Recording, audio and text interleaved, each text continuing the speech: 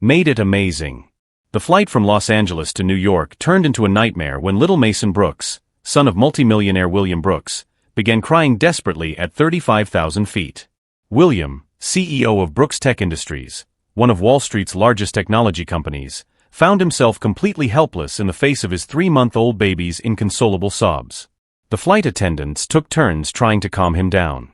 First-class passengers shot disapproving glances, and William broke out in a cold sweat in his $8,000 Armani suit, feeling like the worst father in the world.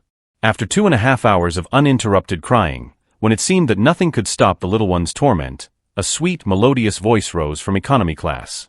It was Keisha Washington, a 26-year-old single mother, a black woman of radiant beauty, with ebony skin that glowed softly and deep brown eyes full of compassion. She was traveling with her 2-year-old daughter Zoe in her arms, both seated in economy seats paid for with great sacrifice. Keisha had no money, no husband, but she had something that all of William's millions couldn't buy: maternal instinct born of experience and unconditional love.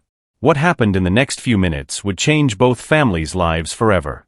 The private jet was undergoing maintenance, forcing William Brooks to fly commercial for the first time in 5 years.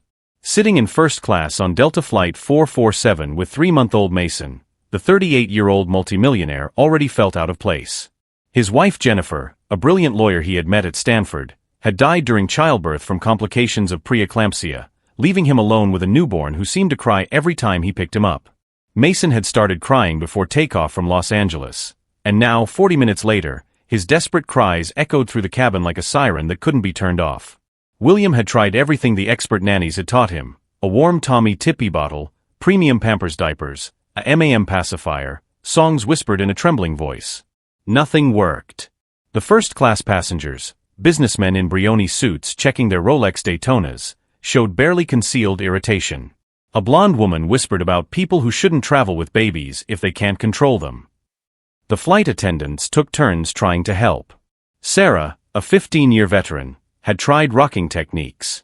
Mike, the chief steward, had suggested changing the temperature. Lisa, a recent graduate in pediatric first aid, had checked for fever. But Mason rejected all consolation. William paced the aisle, awkwardly rocking the baby. His face, always controlled in multimillion-dollar meetings, sweated pure anxiety. It wasn't just the hiccups that devastated him, it was the terrifying awareness that he couldn't give his own son what he needed. All his financial success, his Harvard and MIT degrees, were useless in soothing a 3-month-old baby. 15 rows back, in economy class, Keisha Washington watched with a heavy heart. She had recognized William from the covers of Forbes and Bloomberg, the young man who lost his wife in childbirth, but all she saw was a desperate father. Keisha was a woman of striking beauty. Her ebony skin glowed naturally, radiating vitality. Her curly hair formed a majestic crown in an elegant bun. Her brown eyes possessed a mesmerizing depth, shining with the wisdom of a single mother since the age of 24. Even in simple clothes, a navy blue Target blouse and basic jeans, she possessed a natural elegance that did not depend on expensive brands. It was beauty from within, fueled by dignity and strength of character. She traveled in seat 23F with Zoe, a caramel-skinned girl with golden curls who miraculously slept through the commotion. They had paid $847 for the tickets, 3 months of sacrifice, to get to New York, where Keisha had an interview for a pediatric nurse position at Mount Sinai Hospital. The situation was precarious. She had divorced Marcus 6 months earlier, after discovering his 2-year relationship with Ashley, a 22-year-old colleague. Marcus had disappeared without paying alimony, leaving her with an apartment in the Bronx that she could barely afford. But Keisha was a fighter. She had graduated from Bronx Community College with a nursing degree while working part-time and studying until 2 a.m. She had earned her pediatric nursing certification through a scholarship for single mothers, standing out as the best student in her class. Mason's crying was not an annoying noise to Keisha, it was a primal scream that every experienced mother recognizes. She could see that William was trying mechanically, following instructions instead of listening to the baby. Mason was sending specific signals that indicated exactly what he needed, but his father couldn't decipher them. Keisha had spent countless nights deciphering Zoe's cries, learning to distinguish between hunger, sleepiness, discomfort, and the need for affection. After 2 hours and 40 minutes, when the crew had exhausted their strategies and passengers were asking to change flights, Keisha couldn't take it anymore. The pain in the crying touched something deep in her maternal soul. She got up carefully so as not to wake Zoe and approached the dividing curtain. Sarah, the flight attendant, began to explain the rules about access between classes. "I'm sorry, but economy passengers are not allowed to." At that moment, William looked up and saw Keisha. What he recognized in that look was not pity or judgment, it was genuine, deep understanding. Keisha maintained eye contact. "Can I try to help? Please." There was no pleading, no condescension. She was offering the only valuable thing she had, the experience of a mother who had spent hundreds of nights deciphering children's emotional codes. William hesitated for 3 seconds, pride battling paternal despair. "Love one." He waved to Sarah to allow passage. Keisha approached with graceful movements, undaunted by first-class elegance. When William handed Mason over, their hands touched briefly. He trembled with anxiety. She radiated confident serenity. The moment Mason was in her arms, something magical happened. She didn't start frantic attempts, but simply held him against her chest, letting him cry while conveying a stable presence. She began to rock him with a natural rhythm, fluid like ocean waves. At the same time, she sang softly the gospel song that her grandmother Ruby used to sing in Mississippi. "Precious Lord, take my hand, lead me on, let me stand. When my way grows drear, precious Lord, linger near." These were not the classic melodies that nannies suggested, but something from the family tradition, from the heart of a culture that understood the healing power of music. Mason didn't stop immediately, but he changed fundamentally. Desperate sobs gradually turned into soft wailing, as if he had found someone who spoke his primitive emotional language. William watched as an inexplicable phenomenon. It wasn't technique. Keisha conveyed a sense of security that he couldn't offer. It was like watching someone speak an unknown language. Passengers who had been showing irritation now watched with growing admiration. Crew members approached, witnessing a transformation that transcended professional training. Sarah, who had tried to stop Keisha, now watched with tears in her eyes, remembering her own children. Slowly, like the gradual rising of the sun, Mason stopped crying completely. Blue eyes fixed on Keisha with intense curiosity. His clenched little hands finally relaxed like flowers opening. A blessed silence enveloped the cabin, but Keisha continued rocking and singing, knowing instinctively that Mason needed to feel completely safe before falling asleep. William realized that Jennifer had possessed this mysterious gift, now recognized in a stranger who asked for nothing in return. Over the next 20 minutes, Mason transitioned into the most peaceful sleep William had ever witnessed. His tense little face relaxed into an angelic expression seen only in photographs. When the captain announced the descent to JFK, William realized with crystal clarity that he couldn't let this woman disappear. Mason needed her, and maybe he did too. The landing was the smoothest Mason had ever experienced. The baby woke up when they touched down, and instead of crying, looked around with serene curiosity, even hinting at a possible smile. Keisha carefully handed Mason back, and for the first time, he didn't protest. He seemed to have absorbed her serenity and recognized a different quality in his father. In the arrivals area, surrounded by the chaos of JFK, William took a deep breath and made the most important proposal of his personal life. "Keisha, I know this will sound crazy, but I want to offer you a job. Taking care of Mason, not as a regular nanny, but as someone who truly understands him, as you demonstrated today. Salary of $120,000 per year, plus full benefits for you and Zoe. Apartment on the Upper East Side, fully furnished. Car if needed. Everything you could possibly need."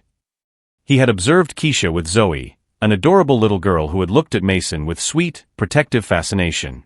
Keisha had mentioned that she was a pediatric nurse looking for work, temporarily staying in a cheap hotel with her last savings. "It's not just about the money, Keisha. It's about giving Mason and Zoe something that neither of us can offer alone. Mason needs stability, someone who understands him. Zoe deserves opportunities, a quality education, security. And I need to learn to be the father Mason deserves." Keisha looked alternately at Zoe, who had approached Mason curiously, gently touching his little hand, at the baby, who seemed fascinated by the older girl, and finally at William. She saw a man genuinely desperate to love his son, but lost on how to express that love practically. She saw Mason needing specialized care beyond material luxuries. She saw Zoe deserving opportunities that she alone could not provide. More importantly, She saw a real possibility to make a difference in the lives of people who needed her, to use her talents to create something beautiful and meaningful. After intense reflection, watching the children interact naturally, she replied, "I accept, but on one important condition. I want a 1-month trial period. If for any reason it doesn't work out for any of us, you, me, Mason, or Zoe, we'll end it without hard feelings." William accepted immediately, even though he knew that 1 month would be just the beginning of something much bigger. The mansion in Greenwich, Connecticut, was a $12 million architectural masterpiece, 10,000 square meters that had never echoed with children's laughter. When Keisha and Zoe entered the main hall with its baccarat chandelier, Zoe gasped, "Mommy, is this a real castle?" Keisha looked at each room with admiration and anxiety. The Roche-Beaubois furniture cost more than her annual salary. The Bulltop kitchen was larger than her previous apartment.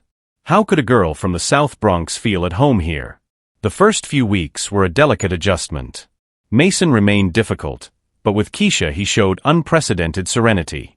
She established precise routines, regular feedings, 98 degrees Fahrenheit baths, walks where Mason heard natural sounds instead of sterile silence. She created a different sound environment, classic jazz, 60s soul, gospel, calming not only Mason, but the entire atmosphere. William obsessively observed every gesture, taking mental notes on how she held Mason, slightly tilted, how she interpreted different cries, sharp and rhythmic hunger, continuous and melancholic sleep, how gospel had magical effects. One night, he found Keisha rocking Mason and singing Amazing Grace in an intimate version he had never heard before. "Can I stay?" he asked timidly. "Of course. This is your home, he is your son." They began their first truly intimate conversation since the plane. William spoke about Jennifer with rare vulnerability. She was perfect with babies. "We worked pro bono in daycare centers. I saw her interact with children. It was like watching someone speak a language I didn't even know existed. I always said that when we had children, I would learn naturally. But then..." His voice faltered, and Keisha gently completed his sentence. "Then she was gone, you were left alone with a baby without a manual." "Exactly. And Mason senses my insecurity. The more desperate I get, the more he cries. It's a vicious cycle that I don't know how to break." "William, you're not a bad father. You're a father who lost his partner at the most vulnerable moment. Jennifer didn't have time to teach you practical skills, but she left something more important. All the love you shared is in Mason. He just needs to feel that you trust yourself." Keisha shared her own journey. "When Zoe was born, I thought I had everything planned out. A stable husband, a small but our own house, a predictable future. I found out that Marcus had been having an affair for almost our entire marriage." "How did you find out?" "The worst way possible. Zoe was 6 months old and had terrible colic. I called his office at 11 p.m., desperate. His secretary said he had left at 5 p.m. He came home at 2 a.m., and I confronted him. He didn't even try to deny it. I'm sorry." What hurt the most wasn't the betrayal, but realizing that while I was struggling alone with the difficulties of being a new mother, he was building a parallel life. Ashley was 5 years younger, childless, available for romantic dinners. I was a tired wife at home with a crying baby. But you didn't give up. I couldn't. Zoe needed me. I got divorced, went back to school, got a specialization, and decided that we would be a family of 2, but happy and strong. This conversation created a deep emotional connection. William realized that Keisha understood the loneliness of single parenthood, while she saw in him not just a rich man looking for help, but a dedicated father trying his best. In the days that followed, something magical happened. William began spending more time at home, canceling meetings, delegating responsibilities he had always kept to himself. He turned his office into an operations center with video conferencing so he could work without being away from his growing family. Zoe adapted with the natural ease of children. In 3 days, she had explored every corner of the garden, named trees, princess tree, good dragon tree, and established a morning routine that included checking on Mason. She adopted Mason as her personal project, talking seriously about better cereals and why dogs are better than cats. Mason responded with focused attention and occasional smiles. "Mommy, is Mason my little brother now?" he asked during breakfast. Keisha, caught off guard, looked at William. "Well, honey, Mason is Mr. Williams' son, we're just here to help." "But he likes me, I like him." You and Mr. William like us. So we're family, right? William intervened gently. Zoe, just call me William. And yes, we are a special family that helps each other. From that conversation on, the dynamic changed subtly. They went from being boss/employee to partners, creating a better environment for the children. The first crisis came in the third week. Mason developed a high fever on a Saturday night. William panicked completely. His first reaction was to call the private pediatrician and consider it an emergency. Keisha, with her professional experience, remained calm. William, it's a normal fever. 101.5 degrees Fahrenheit is not an emergency. Give him a warm bath, lots of fluids, and keep an eye on him. If it reaches 103 degrees Fahrenheit or there are signs of dehydration, then go to the hospital. How can you be so sure? I've been through this dozens of times, with Zoe and other patients. Babies get fevers. It's part of their immune system development. William watched Keisha care for him with professional competence mixed with maternal affection. She checked his temperature regularly, offered him fluids, sang to calm him, and monitored his symptoms with clinical attention. By 3 a.m., his fever had dropped to 99.8 degrees Fahrenheit, and Mason was sleeping peacefully. How can I thank you? William whispered. You don't have to thank me for taking care of children. It's what I do. It's who I am. That night, William realized he had found not only an exceptional nanny, but a genuine partner in raising Mason. Someone who didn't panic, who knew exactly what to do. The fifth week brought a transformative discovery. William went downstairs for breakfast on Sunday morning and found a scene that stopped him in his tracks. Keisha was making pancakes, humming softly to herself. Zoe was sitting at the counter helping to measure ingredients, flour on her nose. Mason was in his high chair, watching everything with fascination. Throughout the kitchen, there was an energy of domestic joy he had never experienced before. Good morning, family. Zoe shouted when she saw him. Good morning, princess, William replied, realizing that for the first time in months he had woken up without dread in his stomach, without anxiety about how the day would turn out. Keisha served perfect pancakes, Grandma Ruby's recipe. She used to say that breakfast made with love tastes different. Eating together around the kitchen table instead of the formal dining room, William realized something frightening and exciting. He was falling in love with Keisha. It wasn't just gratitude or admiration for her competence. It was something deeper, how she laughed at Zoe's jokes, how she sang absent-mindedly while working, how her eyes sparkled when talking about her professional dreams, how she treated the mansion as a home, not a workplace. It was the woman she was, strong, kind, intelligent, deeply maternal but sensual in ways she didn't even realize. October arrived. One evening, walking through the garden after putting the children to bed, William found the courage to verbalize his feelings. Keisha, I need to tell you something important. She stopped by the fountain, soft light creating golden reflections on her skin. What is it? I've fallen in love with you.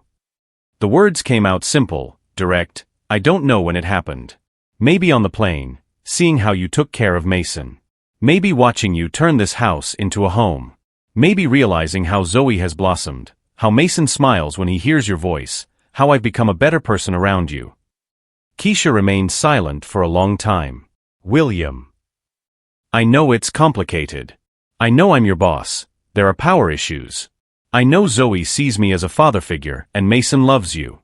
I know if it goes wrong, it would be disastrous for everyone. That's exactly what I'm afraid of. Not just practical complications, but I also have feelings for you. But I can't risk the stability Zoe finally has. I can't risk losing what we've built for Mason. What if we don't risk anything? What if we continue to build on what we already have, letting feelings develop naturally? What do you mean? Nothing has to change right away.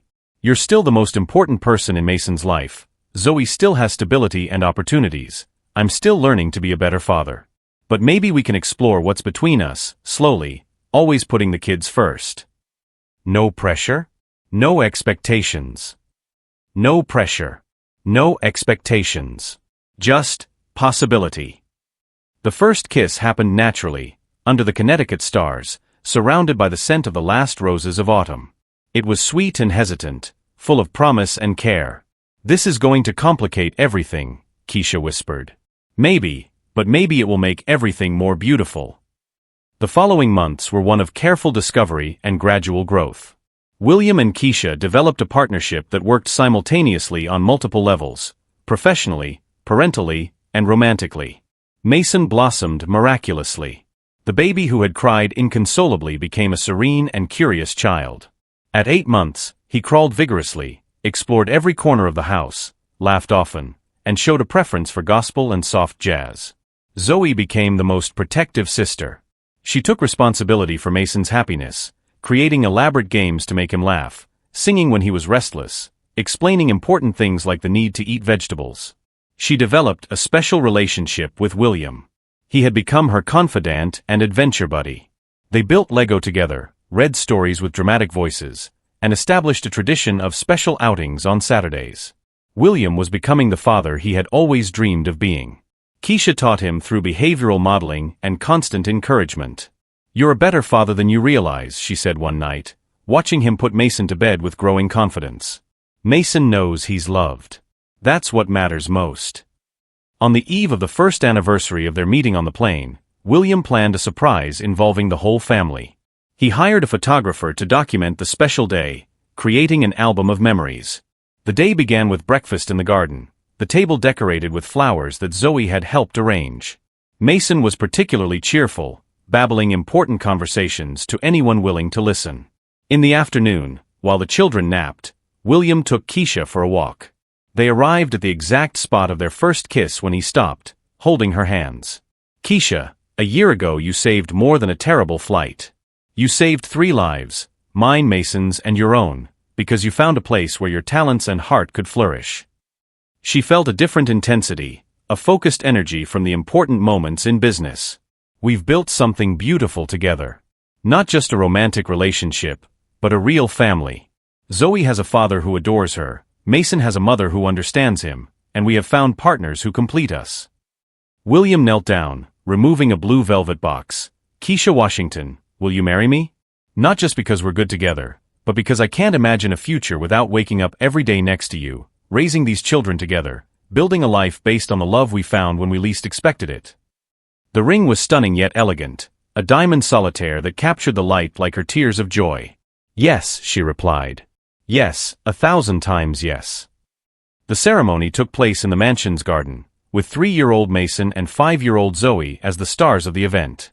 The girl had insisted on being her little brother's official flower girl. The Brooks Washington family had become a living example that love transcends social, racial, or economic barriers. William had learned that fatherhood requires presence, not money. Keisha had discovered that she deserved to be loved for who she was.